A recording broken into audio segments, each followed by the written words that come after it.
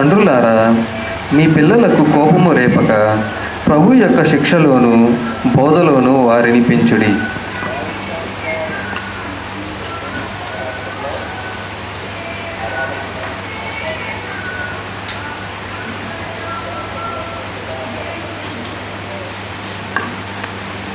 అలాగే సమయం ముందు వాక్యం చదివి వినిపించిన సహోదరునికి వందనాలు. అలాగే సంఘాన్ని ప్రార్థన నడిపించవలసిందిగా నవీన్ బ్రదర్ని ఆహ్వానిస్తున్నాను.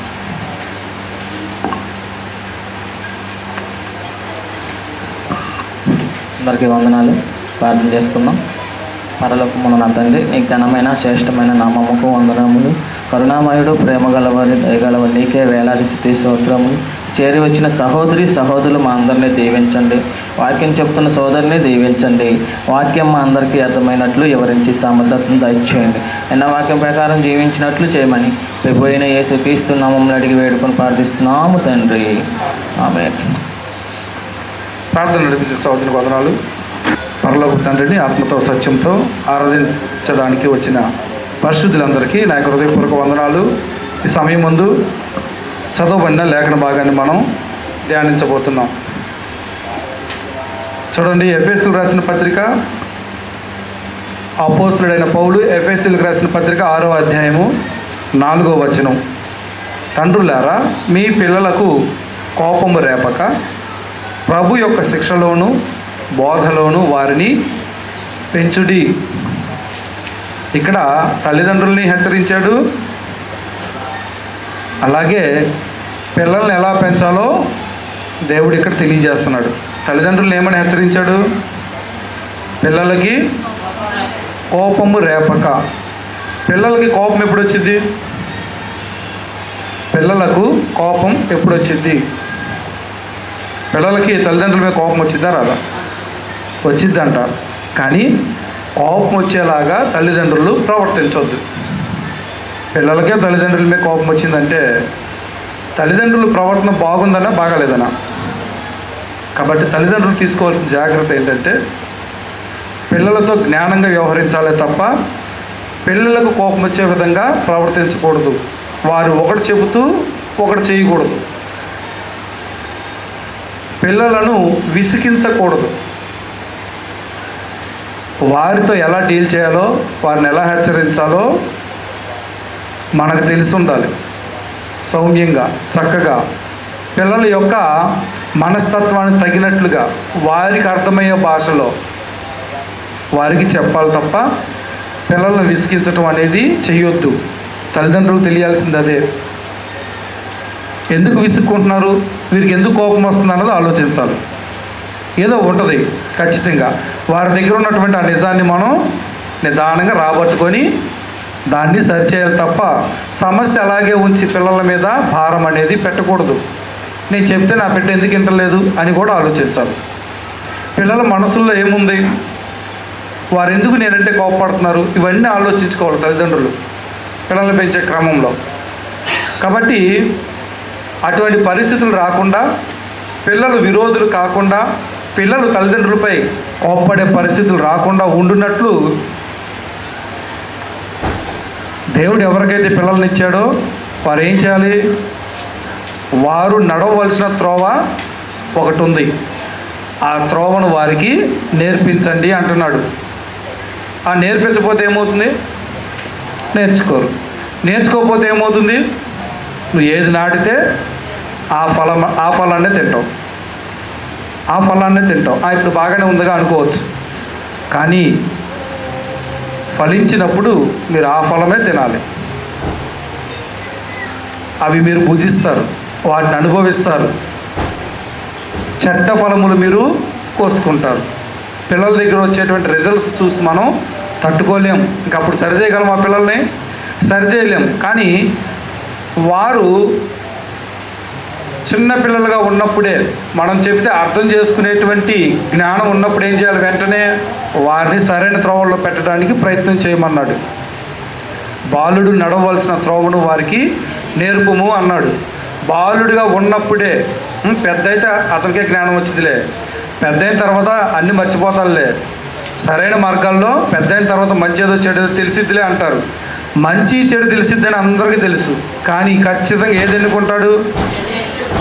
బాలుడు పెద్దవాడయ్యి మంచి చెడులు తెలుసుకొని వాటిల్లో ఏది ఎన్నుకుంటాడు?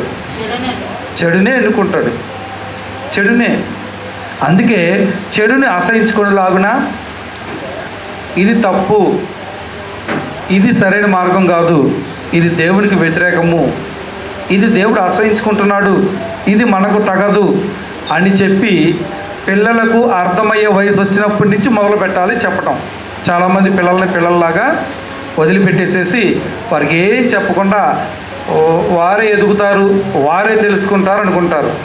తెలుసుకుంటారు అన్నది నిజమే, కానీ మంచి చెడుల్లో వారు ఎన్నుకునేది మాత్రం చెడునే ఎన్నుకుంటారు, చెడునే ఎన్నుకుంటారు. మీరు గమనించండి, బైబిల్ చదవమంటే 5 నిమిషాలు చదువుతారు. సెల్ ఫోన్ పట్టుకుంటే మీరు వదిలిపెడితే గంటలు గంటలు చూస్తారు. 1 అవర్ 2 అవర్ కూడా పట్టిద్ది, 2 అవర్స్ కూడా పట్టిద్ది. కాబట్టి పిల్లల్ని ఎప్పుడు కూడా విడిచిపెట్టకూడదు. బోధించకుండా, నేర్పించకుండా వారిని కానీ విడిచిపెడితే వారంతట వారే తెలుసుకుంటారు. వారికి కలిగిద్ది అంటారు. కలిగిద్ది, కానీ ఏం కలిగిద్ది తెలుసా? ఏం కలిగిద్ది? అపవిత్రత అనేది కలుగుతుంది అంతే. పవిత్రత ఏం కలగదు, పరిశుద్ధత ఏమి కలగదు. అలా పిల్లల్ని విడిచిపెడితే పరిశుద్ధత కలిగే కాడికి దేవుడు వారికి నేర్పించమని ఎందుకు చెప్తాడు? నేర్పించమని ఎందుకు చెప్తున్నాడు? వారు పెద్దవాడైనప్పుడు, బాలుడు పెద్దవాడైనప్పుడు తొలగిపోకుండా ఉండాలంటే అది ఎప్పుడు చెప్పాలి? పెద్దవాడైనాక. చిన్నప్పటి నుంచే వారు అర్థం చేసుకోగలిగినవి దేవుని నీతి చెప్పాలి. వారు గ్రహించగలిగేటువంటివి కొన్ని ఉంటాయి పిల్లలు, అవి చెప్పాలి. మీరు మోకరిల్లు ప్రార్థిస్తున్నప్పుడు వారి చేత మోకరిల్లు లాగునా చేయటం పెద్ద పనే? ఖచ్చితంగా చేస్తారు. ఏళ్ళు చూపిస్తే తిరిగి ఏళ్ళు చూపించని నేర్పిస్తారు పిల్లలకి. నేర్పించేవాళ్ళు లేరా? రావట్లేదు వాళ్ళకి. ఇలా ఏళ్ళు చూపించగానే వారు కూడా ఇలా అంటారు. అంటే అది వచ్చిన ఆ పిల్లవాడికి అది వచ్చు, ఆ బాలుడికి. నువ్వు మోకరిల్లినప్పుడు మోకరిల్లటం రాదా? వచ్చు. వారు చేయగలిగినవి దేవుడు వారికి ఇచ్చిన సామర్థ్యాన్ని బట్టి, వారికి ఇచ్చిన తెలివితేటలను గమనించాలి. తల్లిదండ్రులు గమనించి ఏం చేయాలి? చిన్నప్పటి నుంచే కొన్ని మంచి అలవాట్లు నేర్పించాలి. వారికి వయసుకు తగ్గ పనులు కొన్ని ఉంటాయి, అవి నేర్పించాలి. అలా కాకుండా విడిచిపెడితే వాళ్ళు మ్రాణవుతారు, చెట్టు అవుతారు. ఇంకా మీరేం చేయలేరు, చూస్తూ ఉండటమే. ఏ పర్యవసానాలైనా మీరు అనుభవించటమే, చేసేది ఏం లేదు. మనకు చూడండి, దేవుడు మనల్ని ప్రేమించి చెప్తున్నాడు, పెద్దవాడైన తర్వాత తొలగిపోకుండా ఉండాలంటే పెద్దవాడు అయిన తర్వాత చెప్పడం కాదు. చాలామంది పెద్దవాళ్ళు అయిన తర్వాత ప్రార్థనకి వెళ్ళు ఆరాధనకి వెళ్ళు అని బతిలాడతారు. జ్ఞానం గల తల్లిదండ్రుల ఆ పని ఎప్పుడు చేయాలి? చిన్నప్పుడు చేయాలి. పెద్ద అయిన తర్వాత మీరు ఒకటి మాట్లాడితే తిరిగి సమాధానం 10 చెబుతాడు, నీకు తిరిగి 10 చెబుతాడు. నీకంటే ఎక్కువగా లోహ జ్ఞానం నేర్చుకొని నిండిపోయి ఉంటాడు. అప్పుడుగా చెప్పాల్సింది. అందుకే పెద్ద అయినప్పుడు తొలగిపోకుండా ఉండాలంటే అది ప్రారంభించాల్సింది చిన్నప్పుడే. కాబట్టి పిల్లలు మూఢత్వాన్ని కలిగి ఉంటారు. పిల్లలు లోపడటానికి ఇష్టపడరు, మంచిని ఎన్నుకుంటానికి త్వరగా ఇష్టపడని మూఢత్వాన్ని కలిగి ఉంటారు. అందుకే దేవుడు ఏం చేయమన్నాడు? అలా వినని పిల్లలకు ఖచ్చితంగా మీరేం చేయాలి? బెత్తం అనేది వాడాల్సిందే. శిక్షించమన్నాడు. ఎలా శిక్షించమన్నాడు అంటే చూడండి, బెత్తం అంటే వారిని చంపేసే బెత్తం కాదు, ఇంతలావు నుండే బెత్తం కాదు. వారి శరీరానికి నొప్పి పట్టేది, కొద్దిగా నొప్పి కలిగించి నేను చేసిన ఈ తప్పుకి నాకు ఈ శిక్ష పడిందని వారికి అర్థమయ్యేలాంటి దెబ్బ, వారికి బుద్ధి వచ్చేలాంటి దెబ్బ. కానీ మనం ఏం చేస్తాం? మన పైత్యం, మన బీబీ మొత్తం పిల్లల మీద చూపించి ఏం చేస్తాం? ఇసిరి కొడతాం. అక్కడ బాబు చేసిన తప్పు చాలా చిన్నదే, నీ హృదయం సరిగ్గా లేదు. నీ హృదయం సరిగ్గా లేక మనం ఏం చేస్తాం? మన పైత్యం, మనకు ఉన్నటువంటి బీబీ మొత్తం పిల్లల మీద చూపిస్తాం. మనసు బాగుంటే దగ్గర తీసుకుంటాం, మనసు బాగాలేదంటే మన ఇష్టానుసారంగా ప్రవర్తిస్తాం. కానీ పిల్లల మనసు నిర్మలంగా ఉంటుంది. కానీ మన మనసే సరిగ్గా ఉండక ఆ టైంలో శిక్షించి, దేవుడు శిక్షించమన్నాడు కదా అంటారు. ఎప్పుడు శిక్షించాలి? తాగొచ్చి శిక్షించమన్నాడా?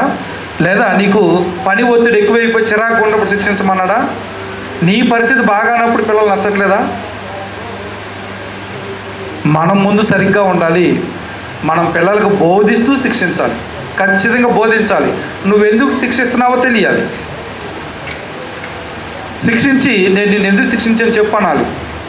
వారికి అది అర్థం కాలేదనుకో మీ మీద కోపం వచ్చింది వారికి. పిల్లలకు కోపం రేపొద్దంటే అర్థం ఏంటి తెలుసా? మీరు అసలు ఎందుకు కొడుతున్నారో కూడా చెప్పరు. ఎందుకు మీ ఇంట్లో సామాను ఇసిరిసిరి కొడుతున్నారో పిల్లలకు అర్థం కాదు. భార్యాభర్తల మధ్య ఏదో సమస్య వచ్చింది, మనస్పర్ధలు వస్తాయి, ఎవరి మీద చూపిస్తారు కోపం? పిల్లల మీద. ఇంకా బ్రష్ చేయలేదని పెచ్చగొట్టుడు కొడతారు, అంతకుముందు కొట్టలేదే. అలాగూ పిల్లలు కోపం రేపుతారు. మనకున్న వికార చేష్టల చేత, మనకున్న పరిస్థితులు బట్టి, మనకున్న అపవిత్రతను బట్టి, మనలో ఉన్నటువంటి చెడును బట్టి, మన హృదయ స్థితిని బట్టి కోపం అంతా చూపించడానికి వేడి మీద చూపిస్తారు. ఇంట్లో సామాన్ మీద చూపించిన తర్వాత ఇంకెవరు కనపడతారు? పిల్లల మీద చూపిస్తారు. ఇంకా జ్ఞానం లేని పిల్లలను కూడా జ్ఞానం గలవారిగా ఎందుకు నువ్వు ఇలా చేసావు అని చెప్పి కొడతారు పిల్లల్ని కదా. వారికి అసలు అర్థమైద్దా? నువ్వు అది తినొచ్చా, నువ్వు తాగొచ్చా అని కొడతారు. ఎవరైనా మధ్యలో జోక్యం చేసుకుంటే తల్లిదండ్రులుగా చెప్పే హక్కు మాకు లేదని వాళ్ళ మీద అరుస్తారు. పిల్లలకి ఏం చెప్తే అర్థం చేసుకుంటారు, ఏం చెప్తే అర్థం చేసుకోరు తెలీదా? అర్థం చేసుకునే వయసు ఏదో తెలీదా? కొంతమంది పసిగుడ్లను కూడా కొడతారు. ఎందుకు ఏడుస్తున్నావు కొడతారు. చూస్తూ ఉంటారు మీరు వీడియోస్. అక్కడ ఎవరిది సమస్య అంటే 6 నెలల పిల్లలది కాదు, వారిది సమస్య. వారిది ఎక్కడో తేడా వచ్చింది, భార్యాభర్తలది. పిల్లలు ఏడుస్తున్నా కానీ వారు పాల కోసం ఏడుస్తారని తెలీదా? ఎందుకు ఏడుస్తున్నావు? సైలెంట్గా ఉండలేమంటే పెద్దవాళ్ళే సైలెంట్గా ఉండరు. బయట మీరు చూస్తే ఉండాల్సిన చోట సైలెంట్గా ఉండరు, పిల్లల్ని మాత్రం చావగొట్టేస్తారు. పిల్లలకి ఎందుకు కొడుతున్నారో కూడా పిల్లలకి తెలియక వారి కోపం వచ్చింది. అటువంటి కోపము రేపొద్దు. మీ పైత్యాలు, మీ బీపీలు అన్నీ కూడా పిల్లల మీద చూపించొద్దు. మీకున్న పని ఒత్తిడి, మీకున్న ఫ్రస్ట్రేషన్ మొత్తం పిల్లల మీద చూపించొద్దు. సమస్య అంతా మనలో పెట్టుకొని నిర్మలంగా ఉన్న పిల్లల మీద మనం చేసుకుంటూ ఉంటాం. కానీ దేవుడు చేసుకోమని ఎప్పుడు చెప్తున్నాడు? చేసుకుంటాం అంటే బెత్తంతో శిక్షించమని ఎందుకు చెప్తున్నాడు? పెద్దయిన తర్వాత పిల్లలు సన్మార్గాల్లోంచి తొలగిపోకుండా ఉండాలంటే చిన్నప్పటి నుంచే వారి యొక్క హృదయం అనే పలకల మీద దేవుడి మాటలు పెట్టులాగిన వారు వినకపోతే, మూఢత్వాన్ని చూపిస్తే, మొండిగా ఉంటే అటువంటి వ్యక్తులకి ఏం చేయాలి? బెత్తం వాడమన్నాడు. అంతే తప్ప నీకు మనసు బాగానప్పుడు, నీకు నీ భార్య మీద కోపంగా ఉన్నప్పుడు, అలాగే మీ బాస్ ఫోన్ చేసి తిట్లు పెట్టినప్పుడు అప్పుడు కోపం ఎవరి మీద చూపించాలి? పిల్లల మీద. ఇది బెత్తం వాడమన్న ఉద్దేశం అది కానే కాదు. మనం ప్రశాంతంగా ఉండి పిల్లలకు వివరించాలి. వినకపోతే, పిల్లలు తన మార్గాన్ని సరి చేసుకోకపోతే చేసే పని ఏంటి? బెత్తం తీసుకోవాలి. సామెతల గ్రంథము దేవుడు శిక్షించమంటున్న పద్ధతి ఇది. సామెతల గ్రంథము 13వ అధ్యాయము, సామెతల గ్రంథము 13వ అధ్యాయము 24వ వచనం చూసినట్లయితే, బెత్తం వాడని వాడు తన కుమారునికి విరోధి, కుమారుని ప్రేమించువాడు వానిని శిక్షించును. ప్రేమ శిక్షించడానికి ఏం చేస్తుంది? ప్రేరేపిస్తుంది. నా బిడ్డ నా కళ్ళ ముందే పాడైపోతున్నాడు అని ఏం చేస్తారు? చాలామంది కొట్టకుండా పిల్లల్ని నేను నా బిడ్డలను ఎంతో ప్రేమించానని చెప్తారు. కానీ బైబిల్ ఏం చెప్తుంది? కొట్టకుండా పెంచిన వాళ్ళని మంచి తల్లిదండ్రులు అంటుందా? బెత్తం వాడిన తల్లిదండ్రుల్ని తన బిడ్డలను ప్రేమించారని చెప్తుందా? బిడ్డలను ప్రేమించారు అంటే ఖచ్చితంగా వారు తన బిడ్డల్ని సన్మార్గాల్లో పెట్టడానికి ఏం చేయాలి? బెత్తం వాడాలి. వారికి చురుకు తగలాలి, వారికి నొప్పి తగలాలి. అంతే తప్ప వారి యొక్క అవయవాలు ఇరిచేయకూడదు. నేను చెప్పిన మాట వినలేదని చెప్పి చాలామంది రాడ్లు తీసుకుంటారు, చేతులు ఏదుంటే అది విసిరేస్తారు. పిల్లల అవయవాలు కూడా దెబ్బతింటాయి. అది ప్రేమ కాదు. అదేంటి? అది మూర్ఖులు చేసే పని. అది శిక్ష వల్ల ఏం జరగాలి? పిల్లల్లో మార్పు రావాలి. మార్పు రావడానికి ఎంత శిక్షించాలి? పిల్లలు చేసేటువంటి ఆ మిస్టేక్స్కే నువ్వు కాలు చేయి తీసేయాలంటున్నావంటే నువ్వు చేసే వాటికి నిన్ను ఎన్నిసార్లు ఉరి తీయాలి? నువ్వు చూపించే అవిధేయతలకి నిన్ను ఎన్నిసార్లు ఉరి తీయాలి? పిల్లల మీద ఎంత కోపం చూపించకూడదు. పిల్లలకు బుద్ధి వచ్చేలాగున వారికి సమస్య చెప్పాలి. ఇది నీ సమస్య, ఇలా ఉంటే నువ్వు భవిష్యత్తులో ఇలా అవుతావు, ఇది ఒక పెద్ద లోపం, నేను చాలా బాధపడుతున్నాను నువ్వు ఇలా చేస్తుంటే అని పిల్లలకి చెప్పి ఆర్ద్రతతో చాలా తీవ్రతతో బాధపడుతూ చెప్పాలి. అప్పటికీ వినకపోతే నీ కళ్ళ ముందే పిల్లలు పాడవటం నీకు ఇష్టం లేదు. కాబట్టి ఏం చేయాలి? దేవుడు చెప్పినట్లు బెత్తం వాడాలి. నాకు చెప్తూ ఉంటారు ఒక్కొక్కసారి పేరెంట్స్ బయట, నేను స్కూల్లో చేశాను కదా, అలాగే క్లయింట్లు కూడా వస్తారు, వాళ్ళు చెప్తారు మా పిల్లలు నాకు ఎదురు తిరిగారండి, ఒక్క దెబ్బ కూడా వేయకుండా పెంచానండి అంటారు. అంతకంటే ఇంకేం కావాలి? అంతకంటే ఇంకేం కావాలి చెడిపోవటానికి? ఒక్క దెబ్బ కూడా వేయలేదన్నది వారికి గౌరవం ఉందేమో. దేవుడు అలా చెప్పట్లా, బెత్తం వాడండి, వాడకపోతే వారు మీకు విరోధులు, వారు మీ మాట ఇంకా వినరు. చిన్నప్పటి నుంచి నువ్వంటే భయం లేని పిల్లలు పెద్ద అయిన తర్వాత కండలు తిరిగిన తర్వాత నువ్వంటే భయపడతారా? భయపడరు కదా. అందుకే ఇప్పటి నుంచి మనం ఏం చేద్దాం, మన పిల్లలను సన్మార్గాల్లో పెట్టాలనే మంచి ఆలోచన ముందు ఉండాలి మనకి. దేవుని భయభక్తుల్లో, దేవుని శిక్షలో, బోధలో పెంచాలని ముందు తల్లిదండ్రులకు ఉంటే అప్పుడు ఏం చేస్తారు? బెత్తం వాడతారు. వినకపోతే అసలు ముందు ప్రభు శిక్షలో, బోధలో పెంచాలని ఆలోచన తల్లిదండ్రులకు లేదనుకోండి, వాడతారు బెత్తం. దేనికి వాడతారు? పిల్లల కోపం వచ్చి ఎదురు తిరిగినప్పుడు వాడతారు. మీకు ఎదురు తిరిగితేనే బెత్తం వాడతారు. దేవుడికి ఎదురు తిరిగితే మాత్రం బెత్తం వాడరు. సండే స్కూల్కి వెళ్ళన్నారు అనుకోండి, బెత్తం వాడండి. ఇంట్లో బైబిల్ కనీసం కాసేపు అన్న చదవట్లేదు అనుకోండి, బెత్తం వాడండి. పిల్లలు బూతులు మాట్లాడుతున్నారు అనుకోండి, చెప్పినా వింటలేదు అనుకోండి, బెత్తం వాడండి. ఎందుకు వాడతారు? ముందు తల్లిదండ్రులే బూతులు మాట్లాడతారు. ఎప్పుడైనా తల్లిదండ్రులు మాట్లాడేటప్పుడు మీరు గమనించండి, 5 నిమిషాలు వినండి చాలు. 5 నిమిషాల్లో ఎన్ని బూతు పదాలు పడతాయో చూడండి. ఇక పిల్లలకి బూతులు మాట్లాడమాకండి అని చెప్తారా? ఏయో మాట్లాడతారు. ఇంకా పిల్లలకి ఏం చెప్తారు? పిల్లలకు చెప్పలేరు. తాను అపవిత్రతతో ఉండి పిల్లలను పవిత్రులుగా ఉండండి అని చెప్తే పిల్లలు కోపం వచ్చిందా రాదా? నువ్వు చేసేది ఒకటి, నాకు చెప్పేది ఒకటా అంటారు. ఇదంతా ఎందుకు వచ్చిన గొడవ అని చెప్పి అసలు పిల్లలకు చెప్పడమే మానేస్తారు. పిల్లలకు చెప్పడం మానేస్తే ఆ తల్లిదండ్రులకి శ్రమ. దేవుడు చూస్తూ ఊరుకోడు. దేవుడు మనకు పిల్లల్ని ఇచ్చింది నీ గొప్పతనం కాదు. దేవుడు యేసుక్రీస్తు లాంటి కుమారులు అనేకులు కావాలి కాబట్టి దేవుడు అందరికి ఏం చేస్తున్నాడు? సంతానాన్ని ఇస్తున్నాడు. పిల్లలపై మిమ్మలను మేనేజర్లుగా నియమించాడు. మన పని మనం చెయ్యాలి. దేవుని పిల్లల్ని అప్పచెప్పాలి కాబట్టి ఖచ్చితంగా వారు ఏం చేయాలి? బెత్తాన్ని వాడాల్సిందే. 23వ అధ్యాయం చూసినట్లయితే సామెతల గ్రంథము 23వ అధ్యాయము 13 నుంచి 14 వరకు. నీ బాలులను శిక్షించుట మానుకొనకుము, శిక్షించటం మాత్రం మానొద్దు. ఒక్కొక్కరు ఒక్కొక్క పద్ధతిలో శిక్షిస్తారు. కొంతమంది ఏమో గోడ కూర్చేయి అంటారు, కొంతమంది ఏమంటారు నీల్ డౌన్ చేయి అంటారు. పిల్లలకి ఏమని చెప్పాలి? నువ్వు చేసిన తప్పు ఇది, నువ్వు ఒక పావు గంట సేపు, ఒక అరగంట సేపు నీల్ డౌన్ చేయి అనాలి. వారికి ఏమని అర్థమైంది? ఆ నొప్పికి ఓహో నేను చేసిన తప్పు ఎంత తీవ్రమైందో ఆ నొప్పి చెప్పిద్ది.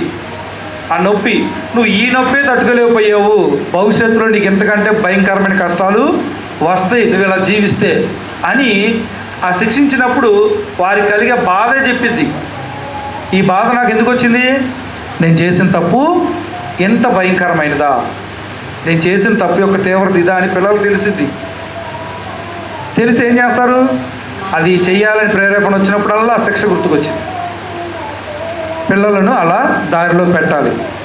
అంతేగాని పెద్దవాళ్ళకి చెప్పినట్టు పెద్ద పెద్ద మాటలు చెప్తే వారికి అర్థం కాదు. వారికి ఒకటే తెలియాలి, ఇది తప్పు, దానివల్ల నాకు ఈ శిక్ష వస్తుంది. శిక్ష రాకుండా ఉండాలంటే అవి చేయకుండా నేను ఉండాలి. ఇంకంతే.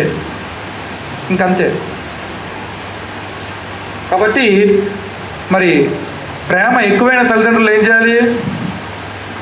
అమ్మో మా అబ్బాయిని శిక్షించాలా, మా అమ్మాయిని శిక్షించాలా, కందిపోయిద్ది కొడితే, దెబ్బ తగిలిద్ది, రోజంతా ఏడుస్తూనే కూర్చుంటుంది. కాబట్టి నేను నా పిల్లల యొక్క దృష్టిలో నేను మంచి తల్లిదండ్రులుగా ఉండాలనుకుంటారు. దేవుని దృష్టిలో వారు మంచి తల్లిదండ్రులు అయితే కాదు. రేపు వారు విత్తిందే కోసుకోబోతున్నారు. పిల్లలు వారికి విరోధులు అయిపోతారు. విరోధులతో ఉండాలంటే ఎంత ఇబ్బందో ఆలోచించుకోండి. స్నేహితులతో ఒక గంట గడిపితే ఎలా ఉంటుంది? బాగుంటుంది. విరోధులతో కలిసి ఉండండి, కానీ ఉండాలి, జీవితాంతం ఉండాల్సి వచ్చింది. కాబట్టి అలా జరగకుండా ఉండినట్లు, మనలో ప్రతి ఒక్కరూ మంచి తల్లిదండ్రులుగా ఉండినట్లు, దేవుడు సంతోషించే విధంగా మన బిడ్డలను ఏం చేద్దాం? సన్మార్గాల్లో పెట్టడానికి ఏం చేయాలి? నిజంగా ప్రేమించే తల్లిదండ్రులు ఏం చేయాలి? బెత్తము వాడాలి. ఇంట్లో ఒక బెత్తం పెట్టుకోండి. కొంతమంది ఆ బెత్తం చూసినప్పుడల్లా లైన్లోకి వస్తారు. కొట్టక ముందే ఏంటి చెప్పిన మాట వినవా అని చెప్పి ఆ బెత్తం వైపు మెల్లిగా లుక్అప్ చేయండి. ఇట్లా అలా చూడండి చాలు, ఆ బెత్తం తీనివ్వరు, గబగబా చెప్పించేస్తారు.